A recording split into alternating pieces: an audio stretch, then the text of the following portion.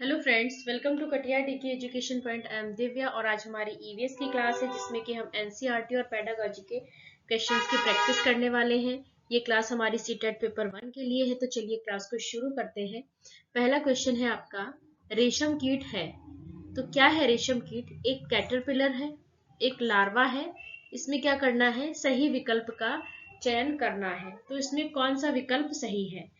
पहला ऑप्शन है ए, दूसरा बी, तीसरा ए और बी दोनों, या फिर ए और बी दोनों नहीं। तो जो रेशम कीट है बेटा, इसमें ये कैटरपिलर और लार्वा, ये दोनों ही ऑप्शन आपके बिल्कुल करेक्ट हो जाते हैं। तो ए और बी दोनों ही आपके करेक्ट हो जाएंगे। आगे बढ़ेंगे हम। एक ईवीएस शिक्षक समूह कार्य के दौरान सहयोग के आकलन के द्वारा एक सहकर्मी आकलन रूब्रिक्स तैयार करता है। इसमें क्या दिया है कि एक ईवीएस शिक्षक है जो समूह कार्य के दौरान सहयोग के आकलन के लिए एक सहकर्मी आकलन रूब्रिक तैयार करना चाहता है। निम्नलिखित में से कौन सा आयाम सहयोग का हिस्सा नहीं होना चाहिए? अब यहाँ से आपसे क्या पूछा गया? जो नहीं होना चाहिए। एक ईवीएस का शिक्षक है जो समूह कार्य के दौरान सहयोग के आकलन के लिए एक सहकर्मी आकलन रूब्रिक तैयार करना चाहता है। तो ये पूछा गया है कि कौन सा सहयोग का हिस्सा नहीं होगा। पहला, भागीदारी। तो भागीदारी तो होगा ना बेटा, पहला ऑप्शन तो बिल्कुल ठीक है। दूसरा क्या है? नेतृत्व, ये भी होगा। सहयोग, ये भी होगा। लेकिन पृथक्करण, क्या ये होगा? नहीं होगा। पृथक्करण नहीं होगा और आपसे यही पूछा गया है, तो क्या नहीं होगा? पृथक्करण नहीं होगा। यहाँ पे नहीं पूछा ना, तो यही नहीं होगा। ऑप्शन नंबर डी आपका करेक्ट हो जाएगा, क्योंकि ये जो है हथबंदी या पृथक्करण, ये क्या है? ये गलत है। तो आपसे गलत पूछा गया था, इसलिए ऑप्शन नंबर डी करेक्ट होगा। आगे बढ़ेंगे हम। हरप्रीत अपने परिवार के साथ पंजाब, बिहार, महाराष्ट्र की एक यात्रा पर गई एवं उन राज्यों के कलाकारों को संग्रह किया। हरप्रीत के संग्रह को नीचे दिए गए विकल्पों सहित चुनिए। अब हरप्रीत है कहाँ कहाँ गई? पंजाब और बिहार और महाराष्ट्र, 3 जगह गई। फिर उसने कहा कि उसने जो उन राज्यों की कला है उसका संग्रह किया, तो उसका संग्रह को आप चुनिए। तो बताइए, पट्टचित्र कला कहाँ की है ना? फुलकारी, कलमकारी, फुलकारी, मधुबनी या फिर वर्ली। तो इसमें से कौन सा ऑप्शन आपका करेक्ट होगा? आपको पता है बिहार की क्या है? मधुबनी। ठीक है। महाराष्ट्र की क्या है? वर्ली। अगर आपको पंजाब की नहीं भी पता है ना बेटा, बिहार और महाराष्ट्र की पता है, तब भी आप आंसर निकाल लेंगे। बिहार की क्या है? मधुबनी, सबको पता होगा। महाराष्ट्र की क्या है? वर्ली।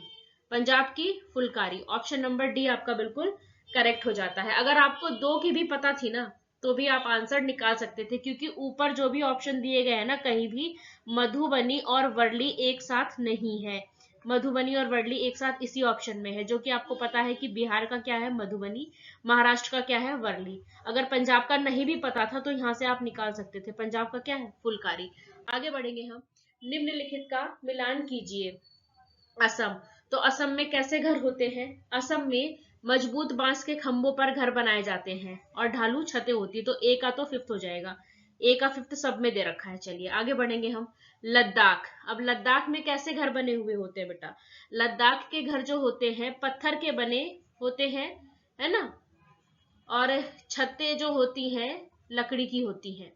लद्दाख के घर कैसे होते हैं? पत्थर के बने होते हैं, और जो छतें होती हैं वो फर्श या फिर छत आप कह लीजिए, वो किसका होता है? वो लकड़ी का बना हुआ होता है।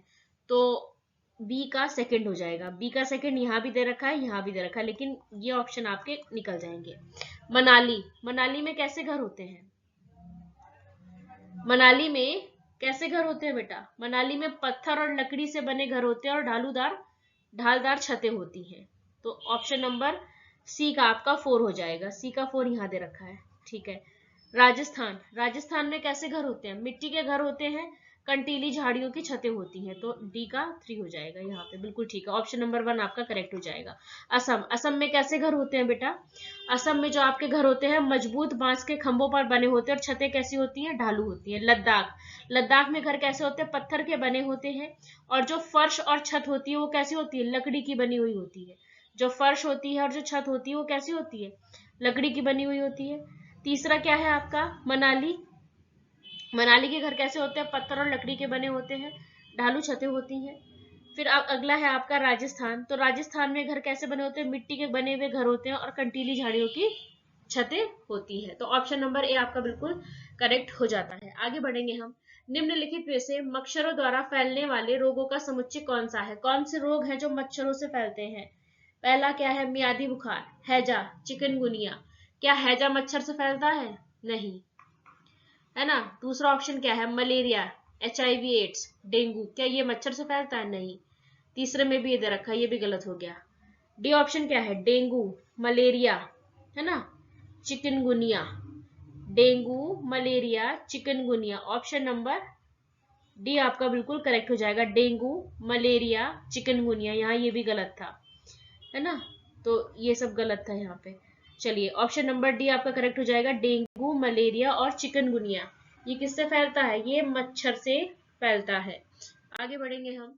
समुदाय संसाधन का एक जो समुदाय संसाधन के रूप का उपयोग करने का औचित्य है। जो समुदाय संसाधन है, समुदाय संसाधन के एक रूप का उपयोग करने का औचित्य है। यह समुदाय के सभी ज्ञान को अनायास स्वीकार करने में मदद करता है। यह बिना प्रश्न करे स्थानीय ज्ञान को लोकप्रिय बनाने और फैलाने में मदद करता है। समुदाय को अपने बच्चों के सीखने में हिस्सेदारी है। समुदाय को अपने बच्चों के सीखने में हिस्सेदारी है और इसमें उन्हें शामिल होने की जरूरत है। डी ऑप्शन है, शामिल नहीं करने पर समुदाय नाराज हो जाएगा।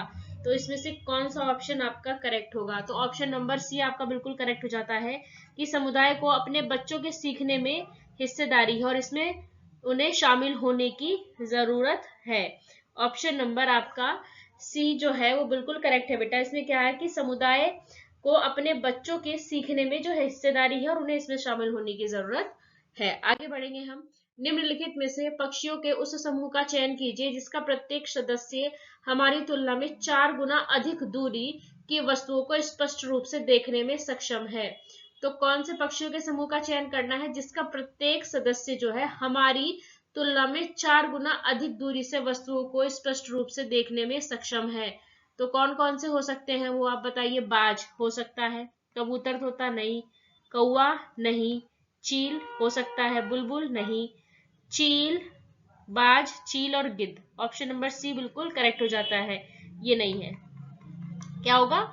ऑप्शन नंबर सी बिल्कुल करेक्ट होगा। बाज, चील और गिद्ध।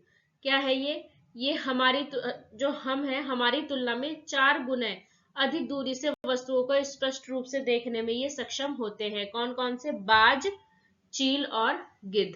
आगे बढ़ेंगे हम। पौधों के लिए एक संतुलित उर्वरक है। पहला ऑप्शन है यूरिया। क्या यूरिया है संतुलित उर्वरक? या फिर खाद, चूने का सुपर फास्फेट, या फिर अमोनिया सल्फेट, अमोनियम सल्फेट। तो क्या होगा बेटा इसमें? पौधे के लिए एक संतुलित उर्वरक क्या हो सकता है? ऑप्शन नंबर बी आपका बिल्कुल करेक्ट हो जाएगा। खाद। क्या होगा? खाद। आगे बढ़ेंगे हम। एक खेत में क्षेत्र भ्रमण के दौरान विद्यार्थियों ने विभिन्न पौधे देखे। बच्चों को आप फील्ड ट्रिप पर ले गए और बच्चों ने क्या देखा? खेत में ले गए आप फील्ड ट्रिप पर और बच्चों ने क्या देखा? वहां पर पौधे देखे। जॉय ने देखा कि मूंगफली के पौधे में जो है वो फूल जमीन के बाहर है लेकिन फल जो है वो जमीन के अंदर है। क्या देखा बच्चे ने? कि जो मूंगफली का पौधा है उसके जो फूल हैं वो तो जमीन के ऊपर है लेकिन जो फल है वो कहाँ है? जमीन के अंदर है। इस आधार पर उसने मूंगफली के फल को जड़ के रूप में वर्गीकृत किया। कैसे किया? मूंगफली के जो फल है उसको जड़ के रूप में वर्गीकृत किया। जैसे मूली है तो इसको हम जड़ के रूप में खाते हैं ना, मूली हो गया, गाजर हो गया। तो इसी तरीके से बच्चे ने क्या किया कि मूंगफली के फल को क्या कह दिया कि जड़ के रूप में उसको वर्गीकृत कर दिया। उसने अपने वर्गीकरण के लिए किन किन प्रक्रिया कौशलों का उपयोग किया है? तो ये आपको बताना है। पहला क्या है? अवलोकन करना। उसने अवलोकन तो किया है, बिल्कुल सही बात है। तुलना की है, तुलना भी की है। और सामान्यीकरण तो पहले ऑप्शन करेक्ट हो जाता है इसमें। तो अवलोकन, तुलना और सामान्यीकरण पहले ऑप्शन करेक्ट हो जाता। परिकल्पना तो उसने कुछ भी नहीं की इसमें, है ना। समस्या समाधान भी कुछ नहीं हुआ, है ना। तो आपका अवलोकन, तुलना और सामान्यीकरण, है ना। तो आपका सूचना संग्रह भी कुछ नहीं हुआ यहाँ पे। तो ऑप्शन नंबर ए आपका बिल्कुल करेक्ट हो जाता है कि अवलोकन किया बच्चे ने, तुलना की और सामान्यीकरण। आगे बढ़ेंगे हम। एक पश्मीना शॉल 6 स्वेटर के बराबर गर्म होता है। कितने? 6 स्वेटर के बराबर गर्म होता है। और एक सादी पश्मीना शॉल जो होती है उसको बुनने में 250 घंटे का समय लगता है बेटा। जो पश्मीना शॉल होती है वो 6 स्वेटर के बराबर गर्म होती है और एक सादी पश्मीना शॉल को बुनने में 250 घंटे का टाइम लगता है। तो आपका करेक्ट आंसर हो जाएगा ऑप्शन नंबर बी। क्या दे रखा है यहाँ पे, 6 स्वेटर के बराबर गर्म होती है और 250 घंटे लगते हैं इसको बुनने में। चलिए आगे बढ़ेंगे हम। जंगलों के बारे में निम्नलिखित कथनों पर विचार कीजिए। कुडुख भाषा में तोरांग का मतलब जंगल है, बिल्कुल सही बात है। कुडुख भाषा में तोरांग का मतलब क्या है, जंगल, है ना। आपने पढ़ा है ना चैप्टर किसके जंगल, है ना। चलिए आगे बढ़ेंगे हम।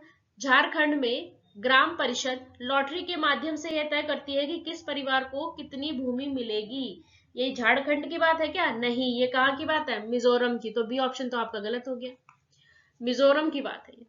जंगल अधिकार जो कानून है, जंगल अधिकार कानून 2007 उन लोगों को अधिकार दिलाता है जो कम से कम 15 वर्षों से जंगल में रह रहे हैं। तो क्या 15 वर्ष है, नहीं, जो कम से कम 25 वर्ष से। तो ये भी गलत हो गया आपका, यहाँ क्या कह दिया 15, तो ये क्या है 25 है, यहाँ पे 25 वर्ष से। अगला क्या है, मिजोरम में लगभग 3/4 लोग जंगल से जुड़े हैं, बिल्कुल ठीक है। तो इसमें सही कथन चुनना था आपको, तो आपका बी और सी तो गलत है, ए और डी आपका करेक्ट हो जाएगा। ऑप्शन नंबर 4 ए और डी आपका करेक्ट हो जाता है। आगे बढ़ेंगे हम। ऋषि चीजें हम जो बनाते हैं और करते हैं पढ़ाने की योजना बना रहा है। वह रेशम कैसे बनता है इस पर चर्चा करना चाहता है। इसके लिए निम्नलिखित में से सबसे उपयुक्त युक्ति कौन सी होगी। अब जो ऋषि है, जो आपकी थीम है, चीजें हम जो बनाते हैं और करते हैं, things we make and do, इस थीम को पढ़ाने की योजना बना रहा है और रेशम कैसे बनता है इस पर वो चर्चा करना चाहता है। तो इसके लिए निम्नलिखित में से कौन सी युक्ति जो है वो उपयुक्त होगी। पहला ऑप्शन क्या है कि क्लास में चर्चा करें, विशेषज्ञ वार्ता करें, व्रत चित्र प्रस्तुतिकरण करें, या फिर रेशम पालन इकाई भ्रमण। तो आपको मैंने हमेशा बताया, जब भी आपको कहीं फील्ड ट्रिप ऑप्शन दिख जाए, है ना, बच्चों को कुछ भी सिखाना है और उसमें दे दिया जाए कि फील्ड ट्रिप, तो वो सबसे बेस्ट होता है। अब यहाँ पर बच्चों को वो क्या सिखाना चाहता है कि रेशम कैसे बनता है, बच्चों पे इस पे चर्चा करना चाहता है बच्चों के साथ। तो इसके लिए सबसे अच्छा क्या होगा, बच्चों को वहीं ले जाओ ना, रेशम पालन इकाई का भ्रमण पर बच्चों को ले जाओ ना। तो ऑप्शन नंबर डी करेक्ट हो जाएगा। क्या है, रेशम पालन इकाई भ्रमण, बिल्कुल करेक्ट हो जाएगा आपका। आगे बढ़ेंगे हम। गीतिका ने अपने पापा से पूछा, आप दादी को माँ क्यों कहते हो, जबकि पड़ोस की आंटी जो है उन्हें आंटी कहती है, रिक्शे वाला उन्हें मौसी कहता है, जबकि सब्जी वाला उन्हें ताई कहता है। क्या वह एक व्यक्ति नहीं। अब बच्ची को क्या लग रहा है कि मेरे पापा जो हैं वो दादी को क्या कहते हैं। अब बच्ची की दादी है, ये जो गीतिका है इसकी दादी है ना, और गीतिका के पापा तो इनको माँ कहेंगे, बिल्कुल बात ठीक है। तो बच्ची पूछ रही कि आप दादी को माँ कहते हो, पड़ोस वाली आंटी उन्हें आंटी कहती है, रिक्शे वाला उन्हें मौसी कहता है, सब्जी वाला उन्हें ताई कहता है, मतलब सब लोग अलग अलग कह रहे हैं। तो क्या वो एक व्यक्ति नहीं है। गीतिका के पापा जो शिक्षक हैं वो यह सोचते हैं कि यह उपविषय संबंध पढ़ाने हेतु उपयुक्त सवाल है। आपका सब थीम है ना, रिलेशन, संबंध, है ना, तो उसको पढ़ाने के लिए उपयुक्त सवाल है। निम्नलिखित में से प्राथमिक स्तर पर पर्यावरण अध्ययन पढ़ाने का कौन सा उद्देश्य इससे संबंधित है। पहला ऑप्शन है सामाजिक एवं सांस्कृतिक पर्यावरण के बीच संबंधों की समझ। दूसरा है जीवंत अनुभवों और जीवन के सामाजिक पक्ष से उपजी समझ का विकास। तीसरा है बालक को जिज्ञासु बनाना, या फिर प्राकृतिक पर्यावरण जिसमें लोग हों के संबंध में बालक की जिज्ञासा का पोषण। तो क्या करेक्ट होगा आपका, ऑप्शन नंबर डी बिल्कुल करेक्ट हो जाएगा। क्या कि प्राकृतिक पर्यावरण जिसमें लोग शामिल हो के संबंध में बालक की जिज्ञासा का पोषण। आगे बढ़ेंगे हम।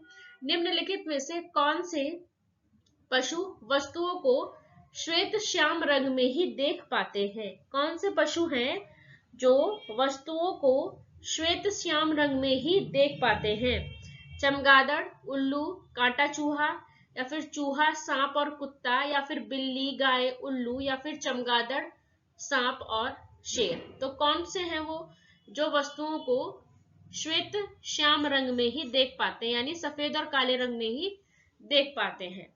तो पहला ऑप्शन इसमें करेक्ट हो जाता है बिल्कुल, है ना। पहला ऑप्शन में क्या दे रखा है, चमगादड़, उल्लू और कांटा चूहा। ऑप्शन नंबर ए आपका बिल्कुल करेक्ट हो जाता है। आगे बढ़ेंगे हम।